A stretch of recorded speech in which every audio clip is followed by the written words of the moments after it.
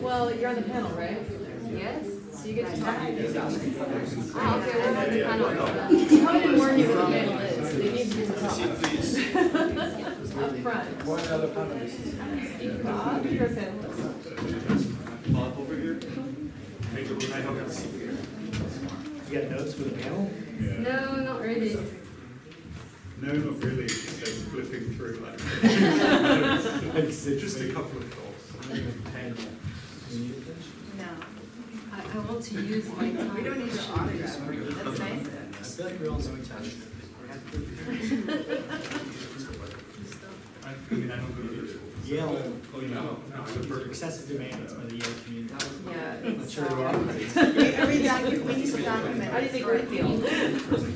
Sorry, we need to take pictures to show that we did it. Hey, Willem, like this, I know, but like right away in our group chat, or here's our pop-up. Smile. Do we have a logo? No, the pop-up logo? We're just saying, size of it. No, we're all here. Let's go. Stand with the mic right here, like, let's, yeah. Okay. Like that, yeah, there we go. 1, 2, 3, Yale! Yay! Wait, Not yet. I'm sorry, I gotta break. Global Network. 1, 2, 3, Global Network. I know. Tina. There you go. Okay. ICS. Hey everyone. I can be okay. Thanks for all being here, and you know, I really had a really fun week this week. It was also very intense. I think that of all the other sessions, we've learned the most out of in society in general, and the problems of Japan and the world, and how to overcome the issues. And I also want to thank Yoshi for having the vision to set up this program, and of course the help from Taku and Tom, and then everybody else who contributed to this program. I mean, very enjoyable, and you know, I look forward to going back to Japan many times. So what we're doing now is the panel appears. It's called the Pop Panel at Yale. And it was started by Jasper Daniel. It was his vision. Essentially, it was a way for us to get to know each other. And what we do is 3 of us sit here with the moderator, and we just learn about each other. We just ask questions about the specific panelists, and every 2 weeks we switch off with 3 other people. And we really learn a lot of personal things about people, and it's just a great way to get to know them. And it's been very successful, and I highly suggest that you all export this to your programs. We'd really love to hear that. I think it'll benefit all of you. So here are we have the panelists this time around. We have Ricky Cornino, sorry, from Berkeley. All right, and we have Vanessa.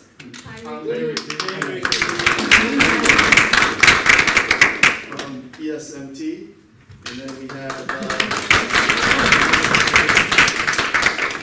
Yu Bao from Bhutan. Bob.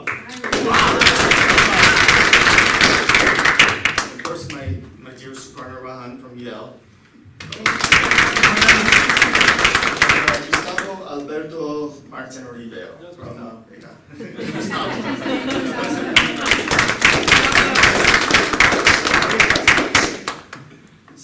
kick off the panel with just asking an initial question.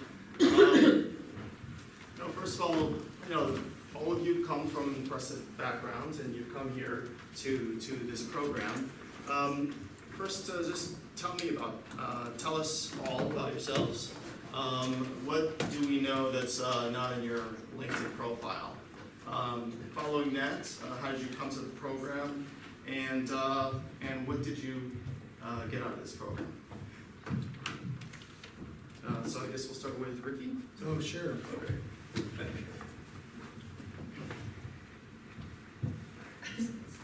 Hello? Okay. It's good. So, what wouldn't you know from reading my LinkedIn profile? Strong military background, but all that's in the military, in my LinkedIn resume. If you go back even further, kind of to my upbringing, it wasn't the best upbringing growing up. I was the middle of 3 boys, and my father was never around for us growing up. So I had a single mom, and she's 100% the reason why I'm sitting in this seat today. She worked multiple jobs for all of us growing up, and was always there and able to provide. As little as we had, we still had something, and we had her. So that type of work ethic and mindset, I bring that to everything I do, and if it wasn't for her ingraining that in us, myself and my brothers growing up, I think we would have all been off in a worse place than we are today. So she's my role model. She got me to the military, got me to the academy. All the success that I've had in my life is a direct result of her raising us right and being there for us. So that kind of mindset that I have today, where you can overcome all obstacles or achieve anything you want to do, I truly believe that. Like, genetically, we have some limitations, but if you're not where you want to be in life, if you're not happy with what you're doing, you have one person to blame, and you look at them in the mirror every day when you wash your face or brush your teeth. So you can invoke any change in your life, and you can achieve anything you want to do. And I learned that at a young age growing up. Actually, I see that you've written some interesting fighter planes. Just want to hear about that. Sweaty. Yeah, so my military background, I was actually a cargo and special operations pilot. So I flew C-17s in Charleston Air Force Base from 2006 to 2011. I deployed 5 times flying the C-17 to Iraq, Afghanistan, all over the Middle East, various countries. Some good, some not. I left the Charleston Air Force Base in 2011. I moved to Hurlburt Field, which is a special operations headquarters for the Air Force. And I flew multiple planes in the special operations community there. Again, going to different countries. Special operations community, you mainly deploy to areas that aren't designated as a combat zone. It's kind of where maybe they don't want the U.S. presence recognized as a country, but they need some sort of support because they're a strategic ally to us. So 5 deployments while I was there, bringing the total deployments to 11 during my 14 years of active duty service.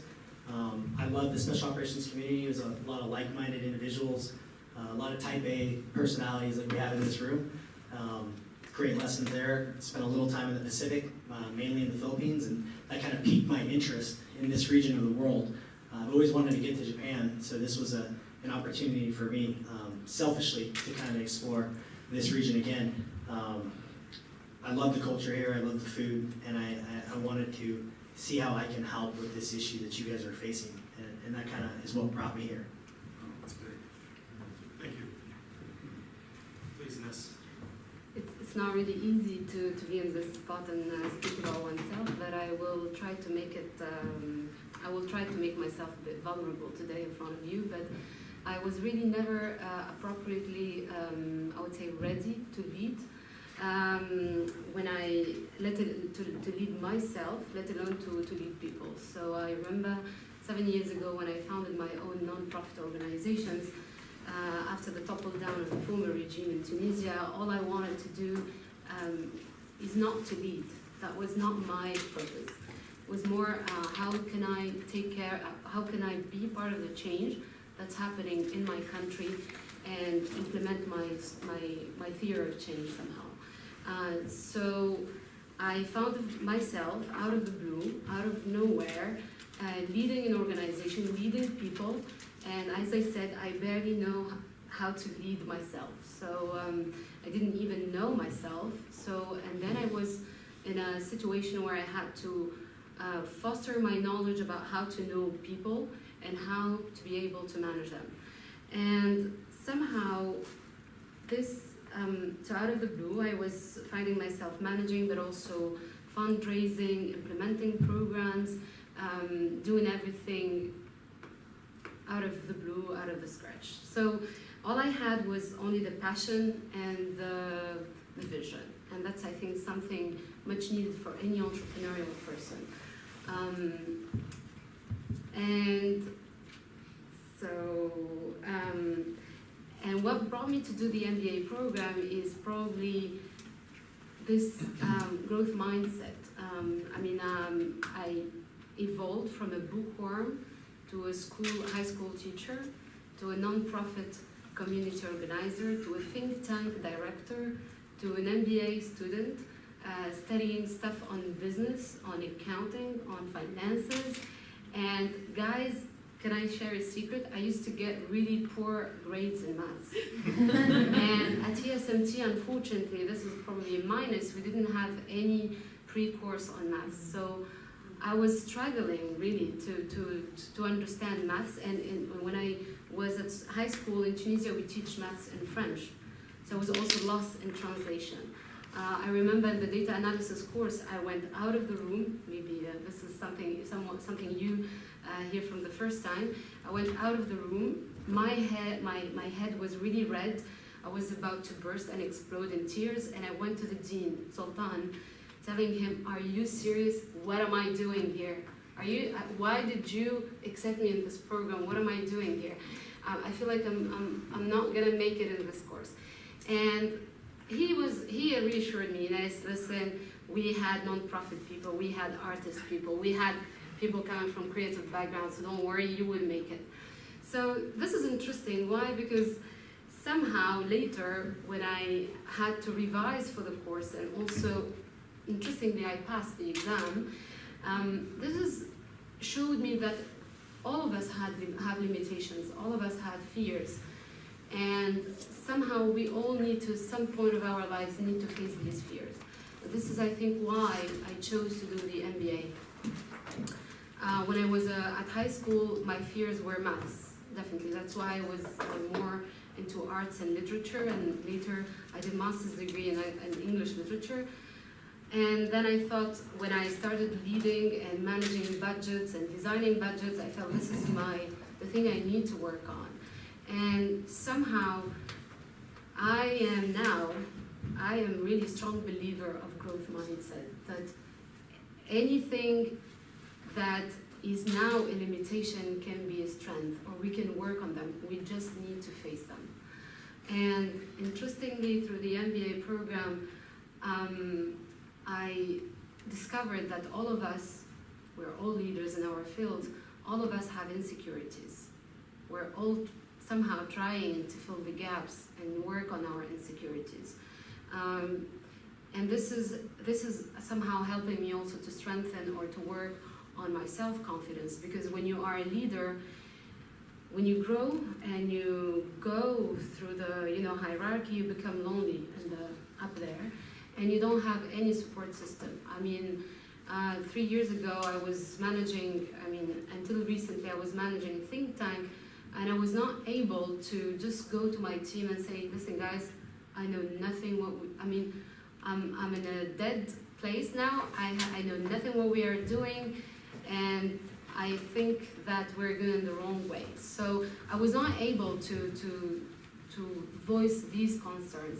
But during the MBA, I found a space, secure, safe space, where I can share my concerns, where I can share my insecurities, and somehow, interestingly, I discovered that everyone has insecurities, all of us. So what I get from the MBA program is more this part of psychological part on how to become a more effective leader, I would say. That's Thank you. Sorry, Bob. Yeah. Hello, everyone. And I'm from China, Shanghai, and it's quite grateful to be here to work with all of the students from the world. born in Shanghai, and this city raised me up, and I find my job there, and I finished my bachelor degree there, and I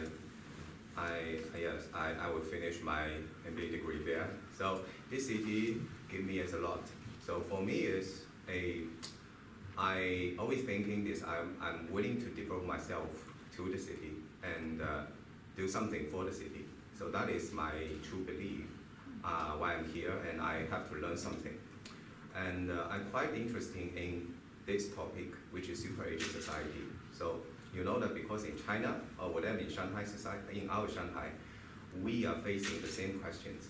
But at the right beginning, we are not ready for it, and we are not wealthy compared to Japan or Tokyo. But at the same time, we are facing super aging.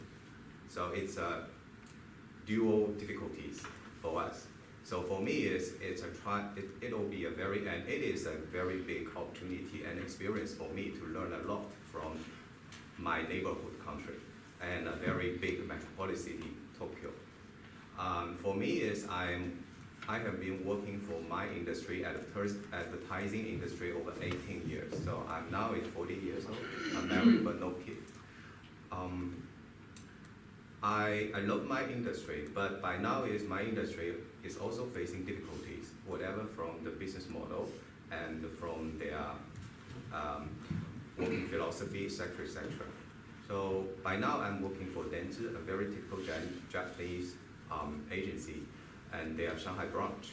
So I always try to know in Tokyo and in Japan what they can share with me about the technology usage and their philosophy and their lifestyle planning or their strategic thinking. So here, for me, I have to say, I have been working for Dentsu Shanghai office over 6 years, but for this opportunity, only 1 week, I experienced quite a lot, more than what I learned from Dentsu Shanghai office over 6 years. So it's quite a pleasure for me. Yeah. Okay.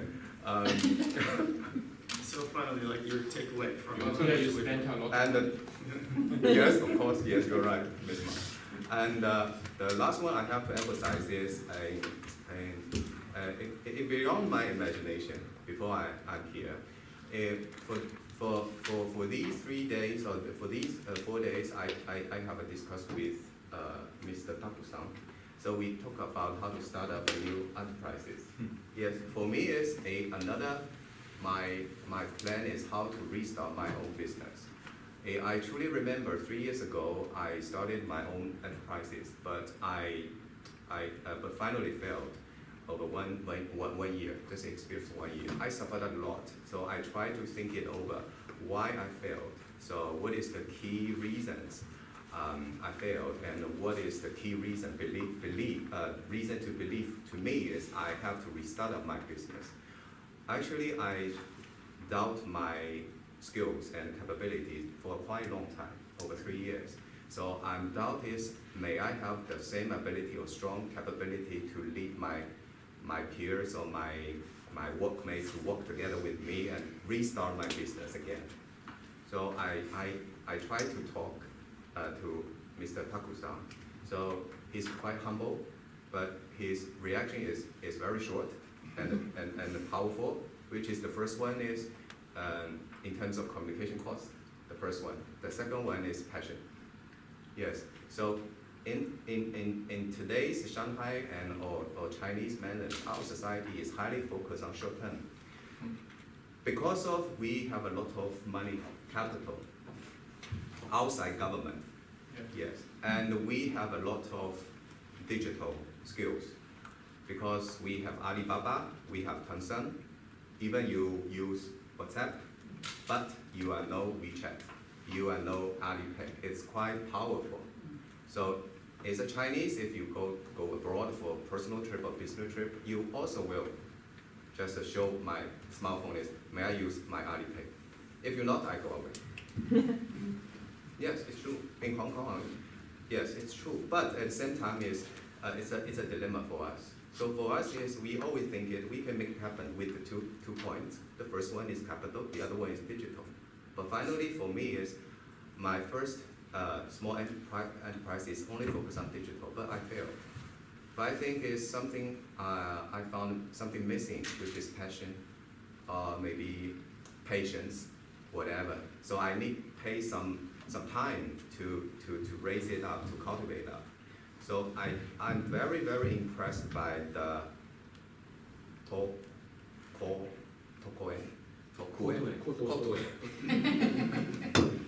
Yes, they experienced quite a long time, maybe the 10 years, 20 years, and then earn money. So for me, it's quite impressive. So it inspired me a lot. So I try to have more confidence to ignite myself, to restart my enterprises when I'm back to China and Shanghai. So, and finally, and so welcome all of you, if you have opportunity, have your personal trip or business trip in Shanghai, please inform me. Yes, I will show you a very brilliant nightlife in Shanghai. Thank you so much. We should talk about the entrepreneurship thing. I'm Saperna Rajan, go to Yale, but I was born and raised in the United States. I am a second generation Indian American, I should say. My parents actually came in the 70s, and my brother and I were raised by our grandparents and parents. And so I'm actually a pure science major. So when I went to school, I went to Carnegie Mellon University in Pittsburgh, Pennsylvania, where I studied computer science and also information systems. I ended up going into government consulting after graduation. So most of my peers went on to Silicon Valley, going on to do their PhD, but I ended up going into consulting because I wanted to work with people directly. And I really had an interest for the government space and public policy, politics, and technology, and so it seemed like the right fit. And so I've never looked back since then. Currently, I work for the US government, and the role that I have is in cybersecurity, but my work has to do with technology, security, politics, and public policy. And so it's definitely been very challenging this past couple of years, but it's been very interesting. And so what had happened was, you could ask me a couple of years ago, I never thought I would even be pursuing an MBA. I was working as a technology consultant in different large corporations such as Booz Allen Hamilton, Oracle, or for the government itself, but I thought I would be a software engineer or an architect for the rest of my life. And I think coming to the EMBA program gave me a chance to go outside of that box and learn so much more. And just even coming to Japan for this week, I learned more, I think, than I have in the last couple of years, in a lot of sense, because with the government space, it can be it's almost like being in a bubble. And so it's kind of limiting. It's rewarding, but limiting in a certain sense, because of the nature of my work. And so I really enjoyed this week getting to explore these topics that are near and dear, but also learning different things about healthcare, the Japanese system, how it contrasts with the Western systems, things like that. And so for me, it was a very enlightening experience, and it sort of gave me a chance to think, maybe instead of just working in the government space, why not possibly go into the commercial side? And so I've always thought about it, but I feel strongly that I'm meant to do more, and especially coming to the Yale program, that's kind of helped me, gave me that confidence, as Ines eloquently said, to confront your insecurities and try to go to the next level. In my case, I've done a lot of stuff with math and science, but going to a liberal arts institute, it's actually really nice to be able to explore those sides that I'm not necessarily comfortable with. And so I've definitely, over this last year, learned a lot, definitely about group dynamics, how to, communication, different topics. And it's helped in being able to apply a lot of these lessons learned to my own job situation. But I definitely hope that in the future, with all these experiences in the next year to come, and afterwards in completing my EMBA, I am able to potentially go to another opportunity where I can kind of apply a lot of these lessons learned.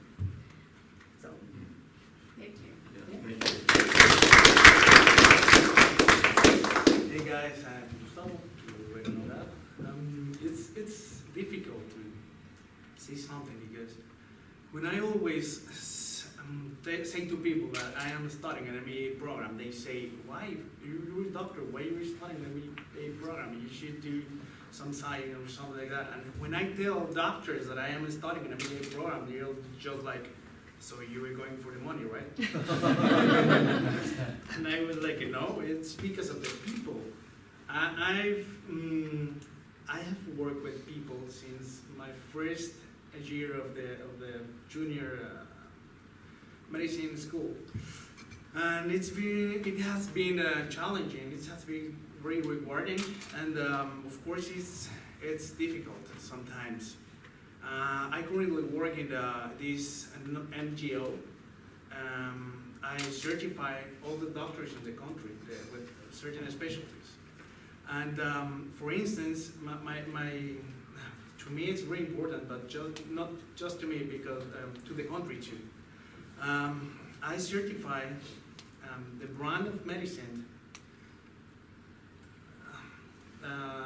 It's epidemiology, health, public health, and preventive medicines. That means that I need to certify from the, how do you say, Ministry of Health, the Minister of Health, to the most insignificant, for just saying that, doctor in the country. So I have to work with the Minister of Health. I have to, one of my assessors is the president of the Carlos Slim Foundations, all of them. And I have to work with a lot of persons that are very important on their fields. But the thing with the people of the top of these institutions is that they think out of the box. They think with the people, and that I don't want to say it's insignificant jobs, but with the lowest rank of jobs, they think inside of the box, and they think differently. I would love to build a world of a health institution in Mexico with a transparent box, where the people inside of the box may see through the box, and vice versa, right? I could tell you a lot of stories. I have so many stories in my head, but I think the reason I'm studying this is because of that, because I want to help people. And maybe as a surgeon or as an internal doctor, you cannot make that change happen.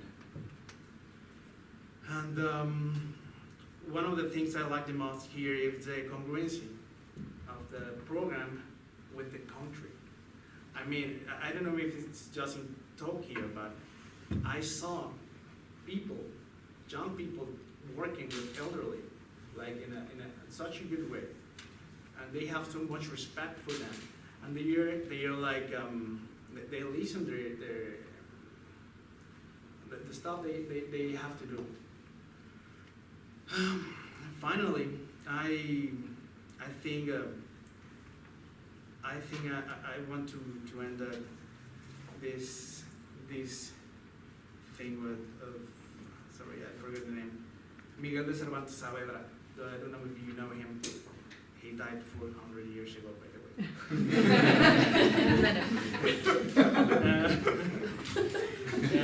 Once said, humility is the base of all virtues, and you cannot have any virtue if you don't have the humility.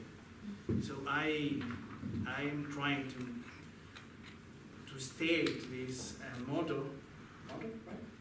And I ask you for you to stay to this motto, because not all the persons have an MBA program, and I think we should stay humble.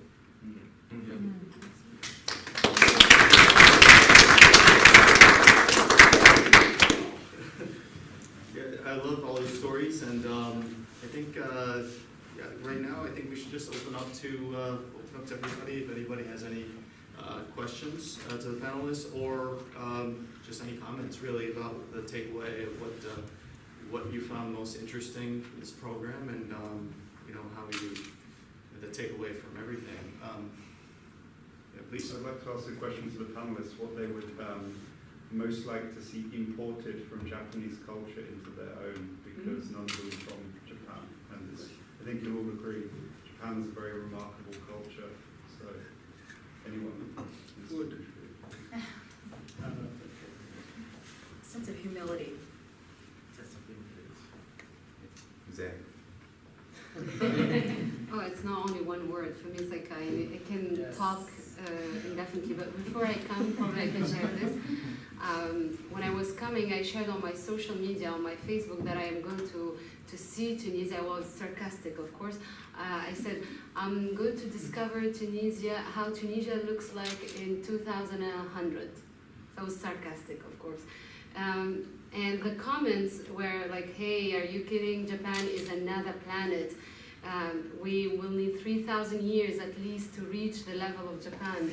So of course I want to take everything with me, starting from discipline, from being honest and work hard. All these nice values, I mean the humility, respect, everything. Forward thinking, their love to their country, because we're seeing a very innovative Japan, because people love their countries, they are very loyal. So this patriotism, if we can just teach the kids and teach citizens to be more aware of how to become good citizens, in my country at least, that's very important. Yeah. 100 million people together, Yeah. which is over in Japan. 100 million people together. Wow. So I love the discipline, punctuality. As a aviator, that's a big thing for me. Attention to details, another thing I'll use to sum up just everything you guys do. Everything very, very meticulous. Everything's set up right, correctly. Everything's served, plated. Everything you guys have done for us here, it's been above and beyond what I anticipated. And I applaud you guys for that. This is an excellent, excellent program. You guys did a wonderful job providing an environment for us to learn. I would love to bring that back to the United States, because I think at times the majority of Americans are lazy, and I don't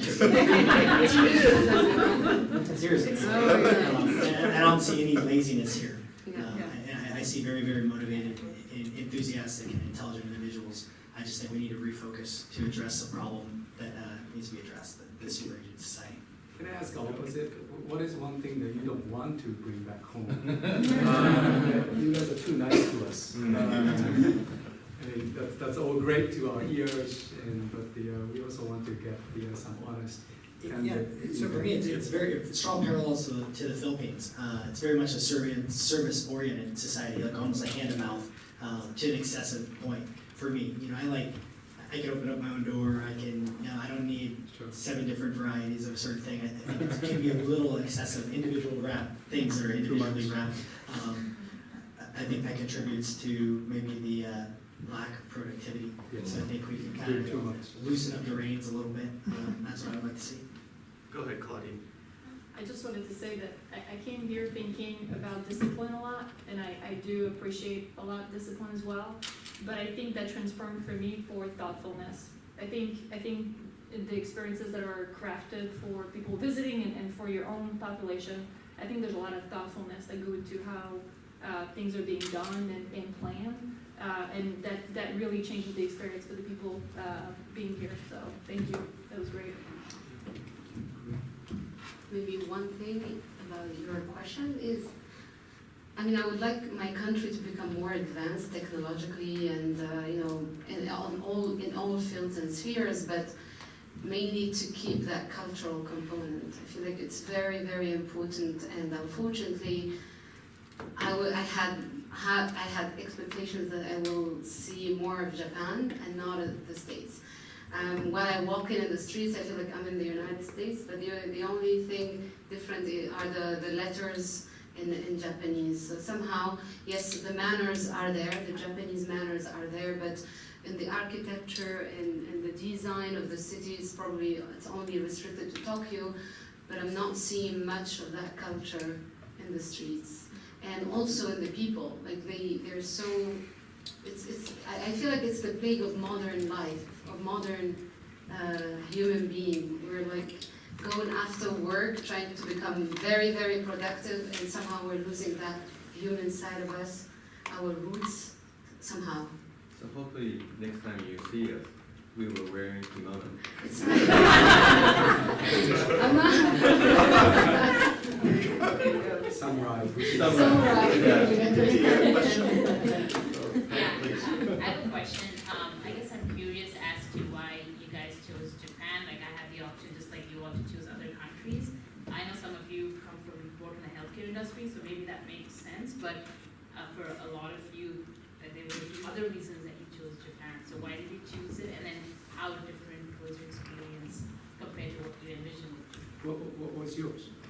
Oh, for me, it was the topic theme. I thought it was I work in the technology industry, so healthcare is very new. I wanted to do something very different, because I understand tech. And I thought the topic was very interesting. And that's what really attracted me. Okay, I can answer that because I'm not from the healthcare sector. I mean, I chose Japan and then China and then Korea. I didn't put the United States, I didn't put Europe. Like I had an overdose probably of all these regions, but for me it's more the cultural side. I wanted to explore more the Asian culture. I mean, though I'm a well-traveled woman, but this part of the world I didn't really discover that much. So it's like an enigma for me that I wanted to fill in the gaps in my mind, how this culture has reinvented itself from, I mean, after the Second World War, how they reinvented themselves and how we Tunisians, we can get the learnings from this nation. So that's one of the reasons. So I think this was a very unique opportunity because before the EMBA program, Japan was not part of the selection of countries. And so I just jumped on it personally. Japan was my one and only choice. And I wrote a really good essay. They just kind of let me in, you know, and I knew this is where I wanted to be. I've been around Europe a lot. I've been around India, of course. But I wanted to go to the best program. I've always aimed high, and I wanted to go to Japan. And I found that I'm definitely not wrong because it has been an excellent, beyond excellent experience for me in every way, from the staff at ICS to the Japanese people to our site visits. And so I have no regrets choosing Japan, and I would do so again. And if possible, maybe you know, work for a Japanese company or you know, maybe live in Japan at some point. So. She wants to be there. Yeah. If you can tell. To me, the same week that that someone told me that there was this program, I was talking to someone in the health industry. And we were discussing about the increasing aging that we have in Mexico. That in the 2030, we're going to have 300% more people in comparison to 10 years ago. So it was like, oh my God, I need to go to this program. It's just like that. It was like, we Mexican are really religious, so it was like Jesus pointed out. I discussed with this point, this topic with Link. And I think I did a lot of business trip and personal trip in Japan, and a lot of cities and rural areas. And more and more, at the first time, maybe I'm not familiar with this country, but gradually I like the country's culture, history, and behind things. So the most important thing I choose Japan, and Hitotsubashi is a project. I think Japan is is a connection point to connect the Western style to the Eastern style. And I visit Kyushu, and at that time Kyushu, I quite love the culture and the history of Satsuma Han. Satsuma Han inspired me a lot when I go to Kagoshima. Kagoshima. Yes. Yes, I find, well, this nation, at that time, a USA invade this country, and they wanted to kick off some change, and they made some change. And there's only Han, which is the state or prefecture, send their groups, some people, to go to Europe, which is from Kagoshima to UK or French or France. So at that time, it's quite a long time. So they experienced a lot, maybe over 6 months and 7 months. So at that museum, they told me. And finally, they learned a lot of maths, economics, medical, whatever. And then they be back. And when they be back, they transformed Japanese everything in Japan. So there are a lot of things happened there in that 19th or late 19th century or early 20th century. So I do believe something very special inside Japan, whatever Japanese culture, whatever Zen, or their philosophy. So that is why I think this is a very, very good opportunity for me to learn more about it from Japanese culture and all of you. Of course, finally, I have to say that for Japan, as a Shanghai is quite easy for me. You don't suffer for jet lag, yes. So for me, it's only 2 hours. So for me, it's quite easy. Yes. So from this is okay. It's adding the topping is for me. It's appropriate choice for me. Thank you. So I kind of touched on it in my first answer. I think we talked about it earlier when we first met, and we were like, well, how did we both end up here? But I have a general affinity towards just the region in general, and then a large knowledge gap about this country and this issue. So Berkeley, we always preach student always, and I think that's important to continue to grow physically, mentally, emotionally. You always have to challenge yourself. So I looked at this as an opportunity to get educated on an issue that I think we'll eventually face in the United States, and at the same time learn more about the culture.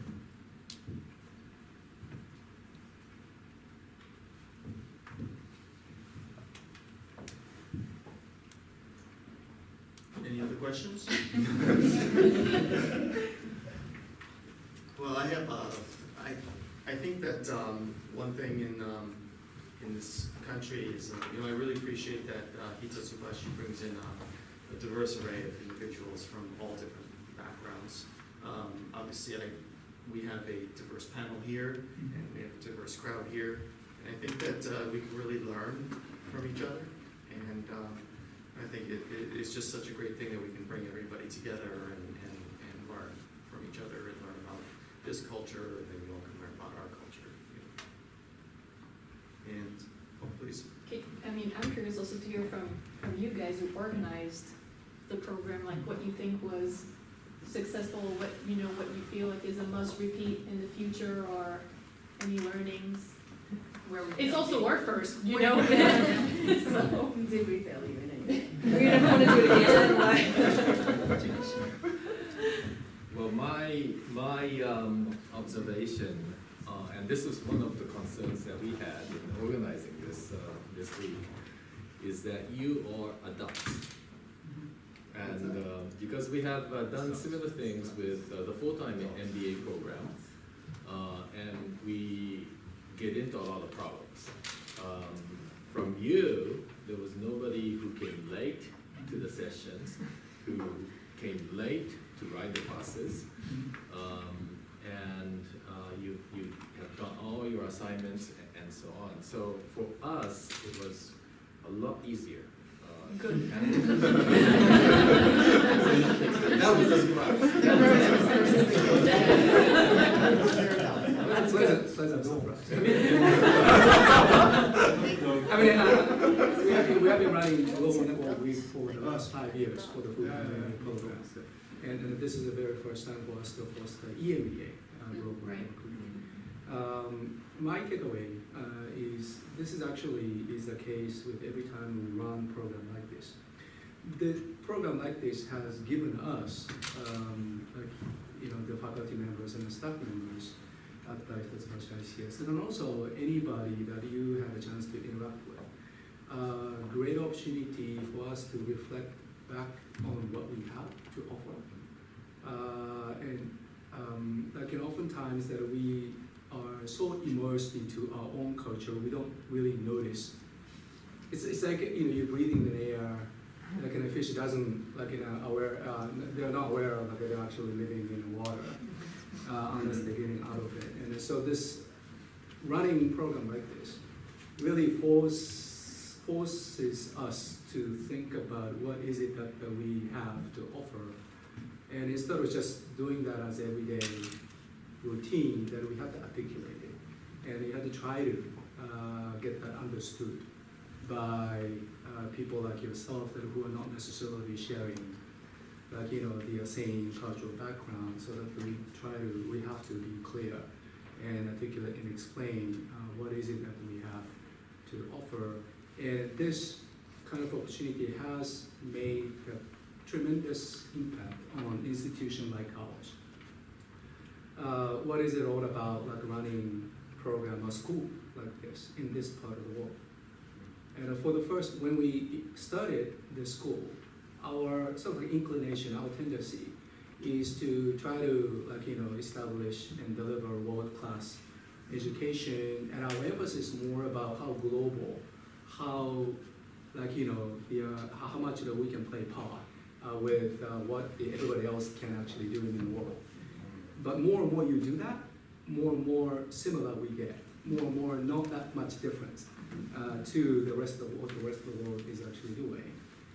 Since we joined Global Network, and especially since after we start doing Global Network Week, that actually has made us and forces us to think about what is it that we should really do this part of the world, so that we could tell the guys like you that you guys got to come here to learn this. And once you come, you really have an opportunity to learn something that you couldn't really learn elsewhere. And that has actually impacted the way that we approach the curriculum design, things that we try to put, the companies or the sites that we try to invite to get on board and things like that. So for that, we really, really appreciative of you guys have selected this, the program. We all know that you have other choices, right? Not just the online thing, but we all know that you have other choices. But you having selected here gave us great favor. I mean, you guys are doing great favor for us to learn more about what we have in this part of the world. That's my takeaway. So it has been reinforced once again.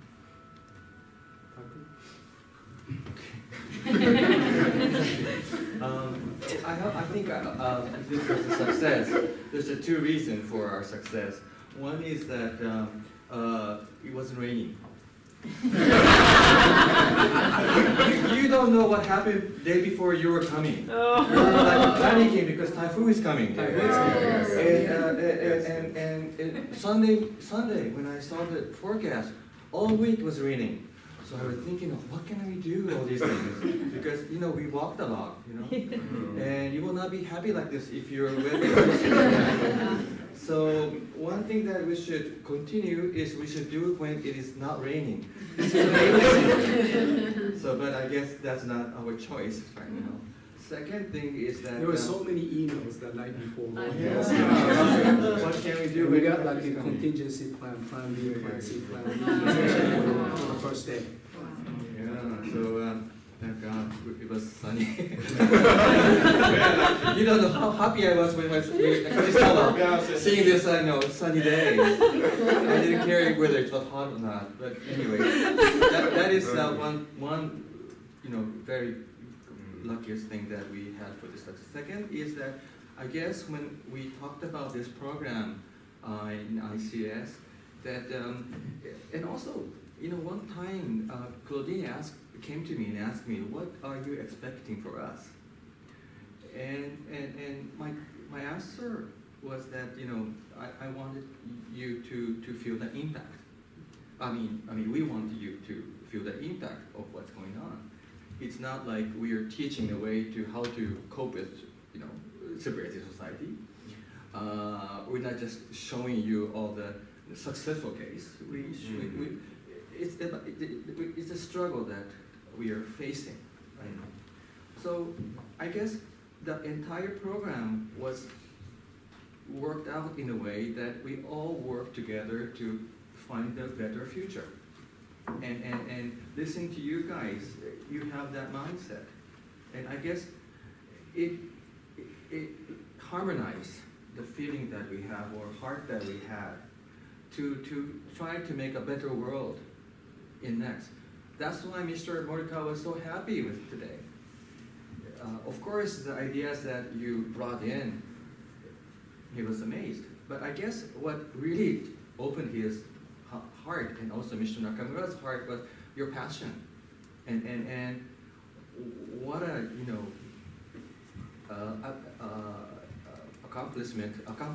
you have accomplished today.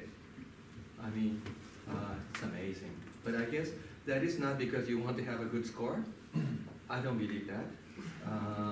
It's something that each one of you wanted to change the world, I guess, at least a little bit.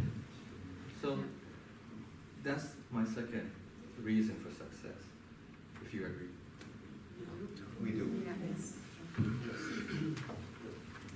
Is it time? Yeah. All right, well, let's give a big hand and. Thank you, guys.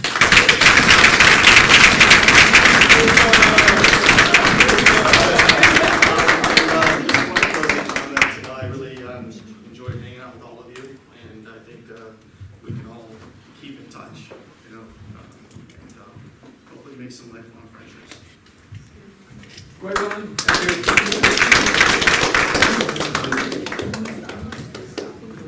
We have